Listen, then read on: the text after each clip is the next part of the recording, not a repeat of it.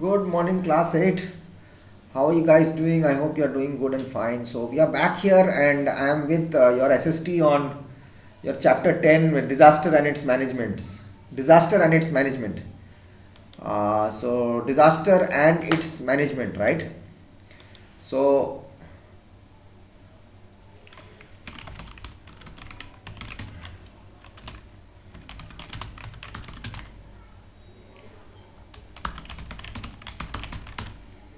disaster and its management. Now, what do we have as a disaster and its management is like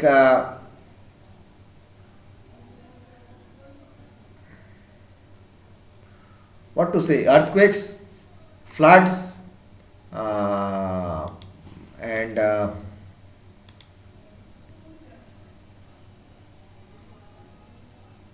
how it happens, the natural hazards which are called, and it gives a disaster to the total management. That is all about the general information we can talk about the disaster and its management. So, how can we manage this disaster? Right? How can we take care of this? Disaster is any occurrence that causes damage, ecological disruption, loss of human life, deterioration of health and health services on a scale sufficient to warrant an extraordinary response from outside the affected community or area. Disaster management is equal to the body of policy and administrative decisions and operational activities that pertain to various stages of a disaster at all levels.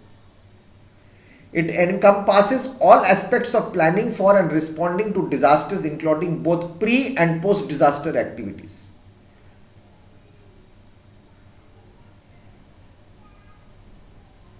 A disaster can be defined as an occurrence of either or man-made that causes needs that victim cannot alleviate, natural suffering, and creates human without assistance.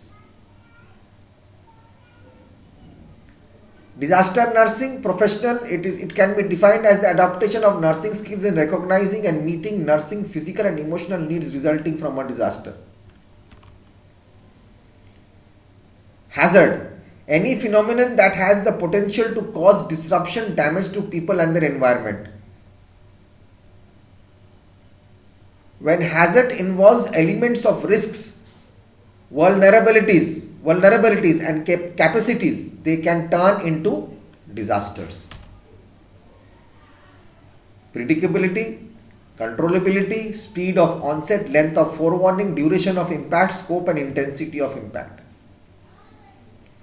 Principles of disaster: minimize the casualties, prevent further casualties, rescue victims, first aid, medical care, reconstruction. Disaster management is the responsibility of all spheres of government. Disaster management should use resources that exist for a day-to-day purpose. Organizations should function as an extension of their core business. Okay. Individuals are responsible for their own safety. Disaster management planning should focus on large-scale events.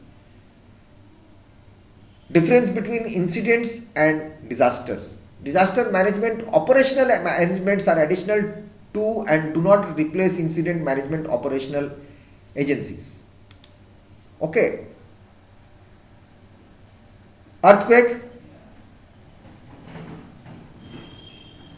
An earthquake is a sudden release of energy accumulated in deformed rocks which causes the ground to tremble or shake. Seismograph, it is the instrument which measures and records the vibration of an earthquake. Richter scale is the scale having 0 to 9 range used to measure the magnitude and intensity of an earthquake. 1 point increase represents 10 times magnitude of the earthquake. And it comes from the core. The debris flow. Flow of debris in the western ghats of Kerala down the slopes is called debris flow. Sliding of mass rock, earth and debris which move down a slope of a mountain by their own force and weight are termed as landslides. Floods are temporary what is say inundation of large areas due to an increase of reservoir or due to rivers flooding their banks because of heavy rains, cyclones, etc. A cyclone is also a violent storm, often of vast extent, characterized by high winds rotating about a calm center of low atmospheric pressure. A drought.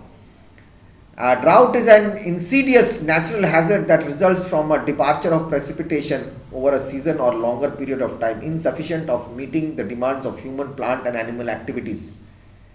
Watershed. Watershed is a geographic area where water flows to a common point. There are several hazards. Each hazard has its own characteristics. We have to keep these characteristics in mind while taking steps for their mitigation.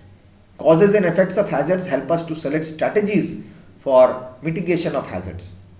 Got it? What are the several type of hazards? There are several type of hazards have widespread concern to us. For simple understanding of hazards, we classify them under sudden onset hazards: earthquakes, tsunamis, volcano eruption, landslide, floods, tropical cyclones, avalanche, cloudburst. Sudden onset hazards. Slow onset hazards: drought, famine, environmental degradation, pest infestation, desertification. Epidemics: water/food-borne diseases, person-to-person disease, vector-borne disease. Epidemics. Industrial technology accidents, system failures, fire, explosion, chemical leakage, oil spillage. Wars and civil strifes. Number 1. But we were not ready for pandemic. The structure for common hazards and mitigation is described in the following type. Onset type: hazard assessment, warning, main mitigation strategies, elements of risk, community-based mitigation, how to take care of it.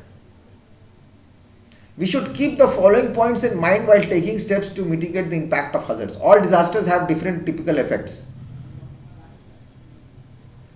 You have to take decisions to take care of it by the local conditions, as per the local conditions. Looking the multi-hazard zones in terms of possible combined effects. Example: heavy rains can cause floods, and in certain regions it can even trigger landslides if the ground conditions are conducive to them. The impact of the disaster depends upon community preparedness, natural constraints, management and institutional mechanism. Earthquake: sudden release of energy which is accumulated in deformed rocks, causing the ground and earth to shake.